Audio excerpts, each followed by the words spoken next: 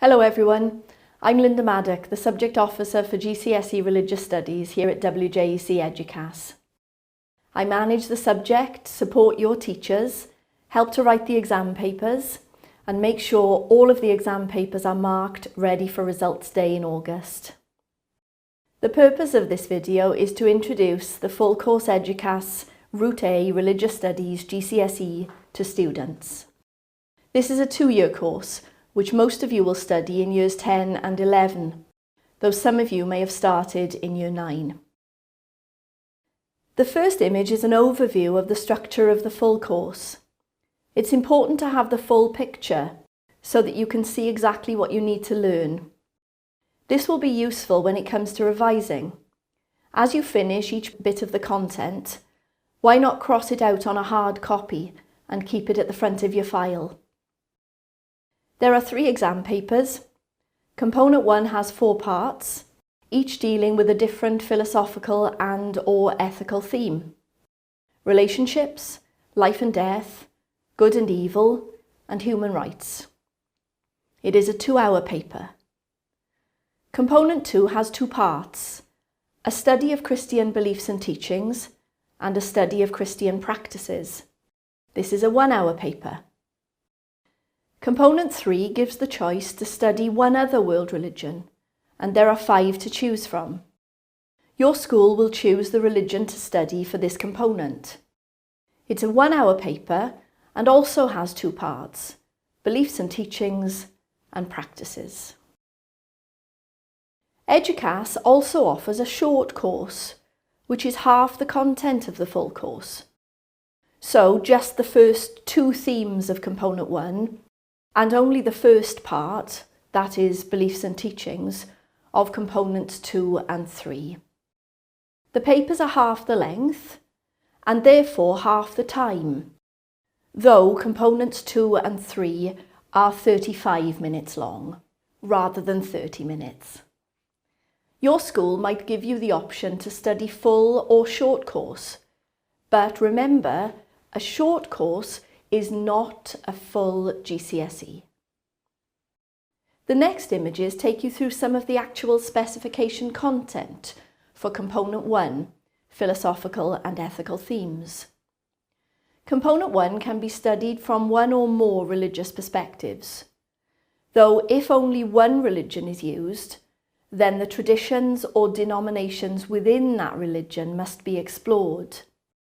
For example, if you learn the Component 1 content from just a Christian perspective, you must also learn about traditions or denominations within Christianity. For example, Catholics, Anglicans, Evangelical Christians, etc., where appropriate. Here you can see that the content is given from all 6 religious perspectives, and your school will choose how many to consider.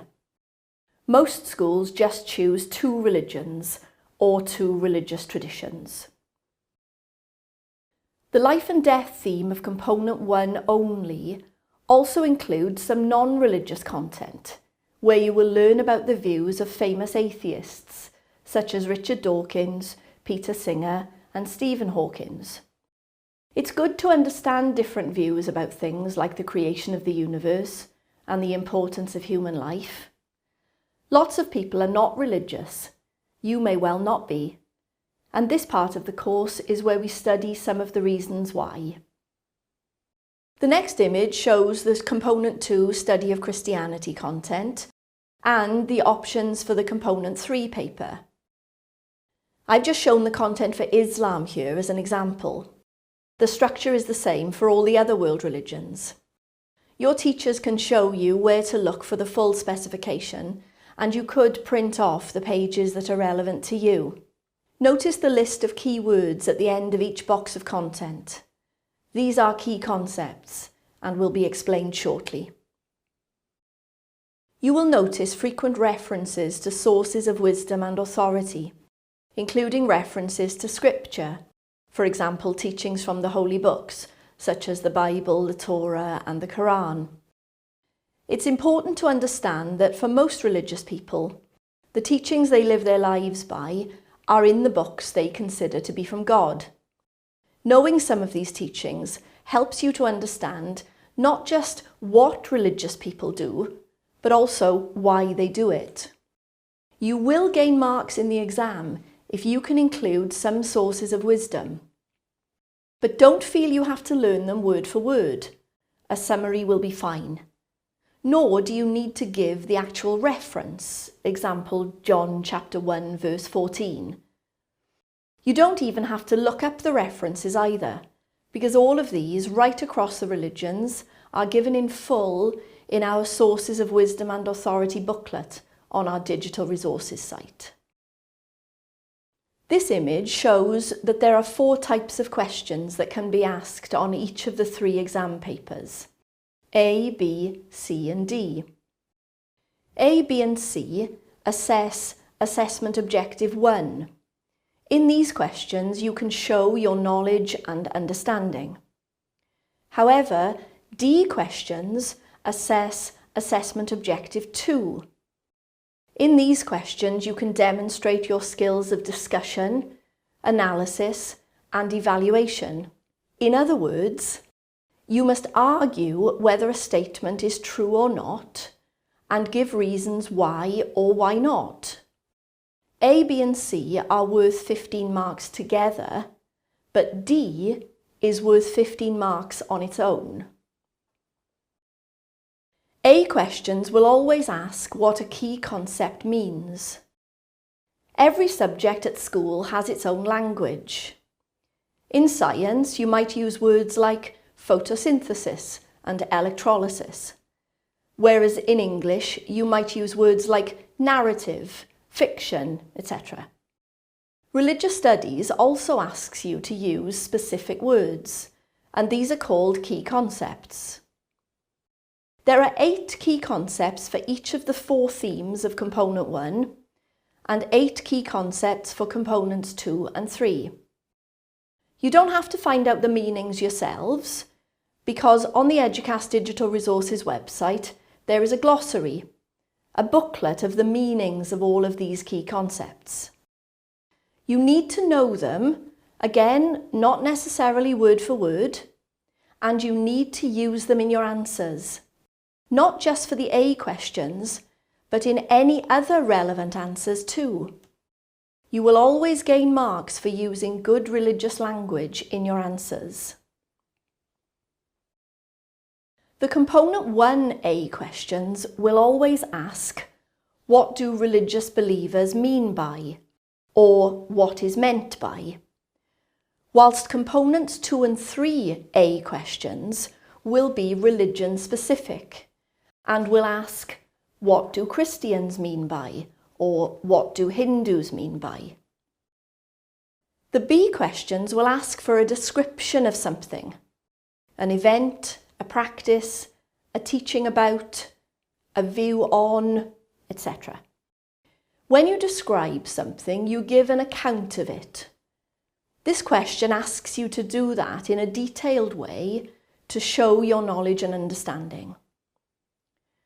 The C questions ask for an explanation of something, an event, a practice, a view, a belief, a teaching, etc. How is explanation different from description? Well, it's a different skill, because when you explain, you're giving the reasons behind it. And you will often do this by using the word because. Consider this example. A Muslim will bow down on the ground when he prays. That's a descriptive statement. A Muslim will bow down on the ground when he prays because he wants to show complete submission to the will of Allah. That is an explanatory statement, an explanation. Take care to note that the C question in Component 1 only will ask for 2 religious responses from within one religion or across 2. 2 is enough. There is no point including more because examiners will credit just 2 responses. And it wouldn't be appropriate to include non-religious responses for this question because it asks for religious views. The D questions ask for a discussion, analysis, and evaluation of a statement. You must argue with the statement in a critical way and not just give different explanations of how people might respond to the statement. You must offer different views on the statement and judge the statement in terms of its validity, its strengths, and its weaknesses. So imagine a group of people in a room arguing whether the death penalty should ever be used. Some would give reasons why it should sometimes be used. Others might also think the same, but for different reasons, whilst others would argue that their ideas are wrong and give reasons of their own to argue that it should never be used. Your answer to the D questions is a bit like a written version of this kind of argument. For these questions, think, don't just explain, argue. The life and death D question of component 1 must also include non-religious perspectives. It is the only question that must. Other D responses may include non-religious responses if the statement lends itself to their inclusion.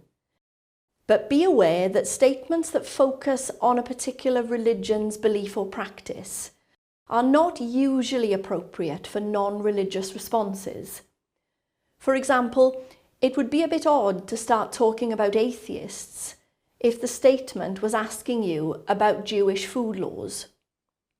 The next images show the sorts of questions that can be asked. You will be given a question and answer booklet, and each question is followed by printed lines on which to write. 3 lines are given per mark, so the A questions are worth 2 and are followed by 6 lines, whereas the D questions worth 15 marks are followed by 45 lines. Please note though, the lines don't have to be filled. Quality is always more important than quantity. Use a black pen if possible, but don't worry at all if you use blue. Other colours or pencils, though, are not allowed. The next image shows a summary of the assessment requirements in the form of answers to the 20 most frequently asked questions. All of these statements are true. Read through these first if you do have a query, because the answer may well be there. To help you achieve the best possible level in this subject, there are a great many more resources on our digital resources site, along with an excellent textbook and series of revision guides published by Hodder. I hope you enjoy the course. Like all GCSEs, it's not easy, but then nothing worth having ever is. Good luck.